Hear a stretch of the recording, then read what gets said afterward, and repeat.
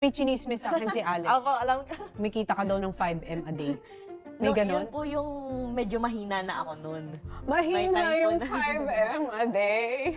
Magkano yung pinakamalakas? Nung may time po na kasagsagan ng sobra-sobrang lakas po, pumapalo po minsan ng 13, ganun, 10 to 13. Opo. Pero kasama po Isang din araw? yung puhunan. 13M? Ilan ang sports car mo na ngayon?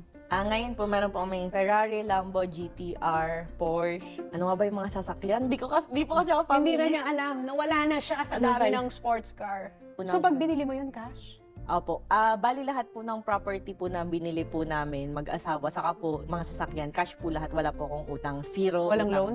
Wala po. Yun Eh po di yung, naloloka sila pag binayaran mo, pak!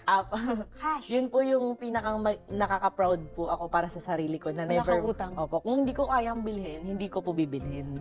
Kung kaya kong bilhin na may matitira pa sa akin, bibilhin ko. Ganun.